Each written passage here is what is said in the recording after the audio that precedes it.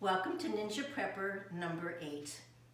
You can have all the food in the world stored, but you won't likely survive an emergency event if you haven't got a way to keep your living area sanitary. It is so important. People will quickly die of cholera and other things if there are germs happening around and right after an emergency event. For example, Haiti in their earthquake, they had 1,100,000 people get very sick of cholera, and many of those died. In Christchurch, New Zealand, when they had their earthquake some years ago, they did not have working sewers and water lines for about 6 months after their earthquake. So it's very much a reality that that kind of thing can happen with us. And we often think that it doesn't take electricity to flush a toilet. But that's not true. Where they have the water to pump down to us, they have to have electricity for that pump.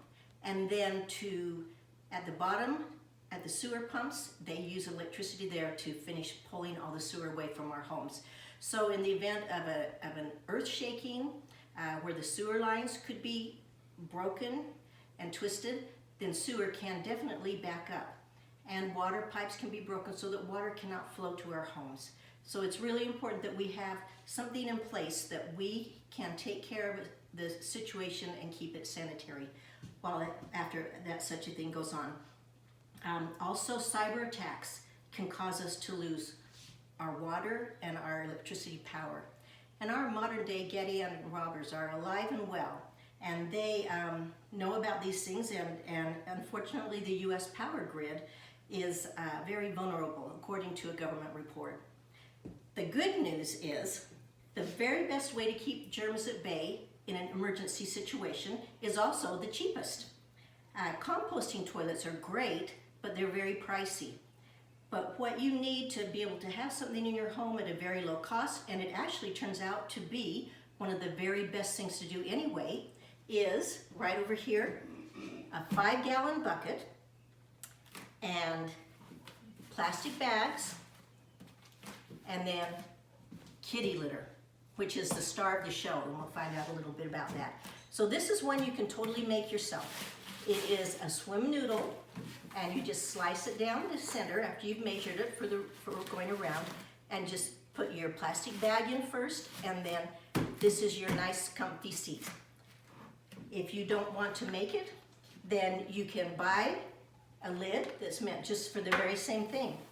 And it fits right on the 5-gallon buckets also, like that. And then it snaps on, you have a comfortable seat. You snap it off to dump your waste. And if you want, you can also get one totally set to go, which really is a 5-gallon bucket, but it's called a luggable loo. And it has a seat that comes with it too. And again, there you would just put your plastic bag, line it, snap this on, and it's good to go. I saw this Cabela's about $20. One of these is somewhere around $12, I believe. 5-gallon buckets, which are wonderful to have for emergencies in all kinds of situations. You can always use 5-gallon buckets. And they're about $5 at Lowe's or paint stores, all kinds of places. The important thing is also to have heavy-duty bags. So you don't want the wimpy ones, and you don't need to buy the ones that they offer to sell where it's like 12 bags for $15. Not necessary at all. Just get one of the heavier duty sizes so that once you've finished using them, you can safely take them out and bury them, which we'll talk about in a moment too, without them leaking on you so much. So the plan is that you use your existing toilet and you use a bucket, because putrefied human waste, which is urine and poo together, is one of the most dangerous toxins in the world. It will kill you, the germs that come from that. So to make it safe, the secret is to separate the urine from the poo. And then it is not nearly so dangerous. Urine by itself is actually not very dangerous at all. And so you separate it from the poo and you have a much more manageable situation. So what you will do after emergency, if you found that your sewers are backed up or the water's not coming in, is you will use a bucket for the urine and you will use your toilet for the poo. And this is how you do a toilet. It's called a dry potty. And you go to your toilet and you will open the tank and scoop out and take out all the water up there. And then you will open the bottom part, the bowl, and take all the water out of there. Hence it's called a dry toilet. Once that's all good and dry, then you thoroughly clean it. And then you take a ball, because you want to clog off the opening there. When the sewers break the lines, then vermin and insects looking for a warm place will go through the sewer lines and up into your home and bring with it the germs that cause cholera. And so you want to be able to block off that hole. The way to do that is to get a very strong ball, like a racket ball or a very hard ball, not foam, because the vermin can just chew that up. So a very hard ball. You put it inside a sock. If you don't, when you stuff that ball down in the opening, when it's time to unstuff it, when they fixed your sewer lines, you won't be able to get the ball out. So that's why you stick it in a sock, you just push it in as hard as you can, as far down as you can, and so that the vermin can't push it back up to get in. And then you just keep that down into there until it's time, everything's taken care of. But you do, it's also important too, they say that you smear some Crisco grease all around the ball, or some other kind of grease around the sock, and stick it in, because that helps it seal better. So once you put that in, then you are able to put your liner in your toilet and then put the seat down, and you are ready to go. And so just have your family always separate, do urine in one of these, and it can be sitting right next to the other toilet, and then number 2 or poo in this one. And then also the secret is, that's where the kitty litter comes in. You have some always there, and once people have used the toilet, then you scoop up and pour a little kitty litter on it, and that absorbs the moisture, and it also stops the odors. And it makes it a much more sanitary situation. For the urine, it's not necessary at all, actually, to use, if it's only for urine, to have it lined with the plastic bag. You just, when you put that in, and use it for the day, the urine, then at the end of the night, you can take it outside and you can actually just dump it in your yard. The urine itself is sterile as it comes out of the body, and it's not very likely that it will cause any problems sanitary-wise.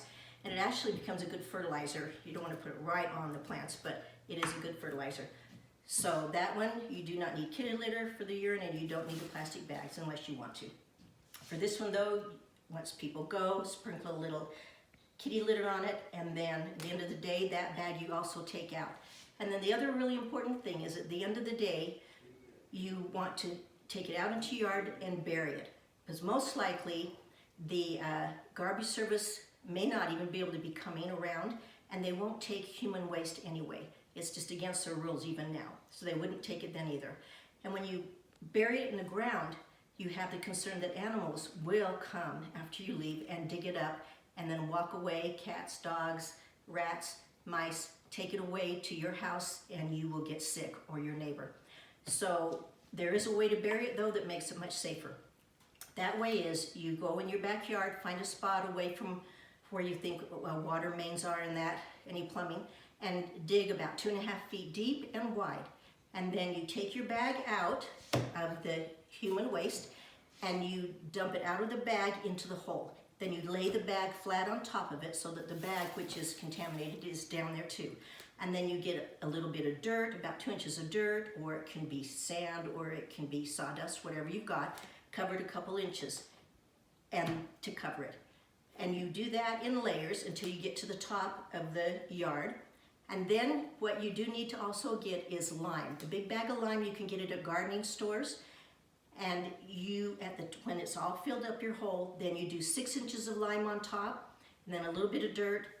And that lime actually will cause, when the animals come to dig, they will sense that lime and not dig anymore, because lime is toxic. In fact, when you do buy the lime, you just want to use gloves when you handle it, and a mask so you aren't breathing the fumes or the grains of it. So, but that lime is what makes it so that you will have a much more sanitary environment and a way to take care of it. In fact, over time, that lime will go mix down in that, and it creates a really good fertilizer, and a safe fertilizer too, for down the road if you're interested. So that is the way to take care of the sanitary problems that will arise after an emergency problem. Another thing to remember, though, is that if people who have mobility issues, this is a great way too. It's a commode, but you line it the same way and you would treat it just like you would if you were using your dry toilet situation. These collapse so that they store very easily, don't take up a lot of space, but for people who would have a harder time getting down lower, these are great to have, and you can pick those up in a lot of places. It's important too that you share this information with your neighbors, because if you're taking care of things and being sanitary, but your neighbor is not, then animals will track the germs over into your property around your home, and your family will get sick too. So this is one of those things that it's a neighborhood thing that everybody should learn about, and everybody should take the time to just get these basic and expensive things in your home. And you will be much better prepared when it comes to the vermin and bugs that can bring in disease immediately following a big disaster. I hope this helps. Bye-bye.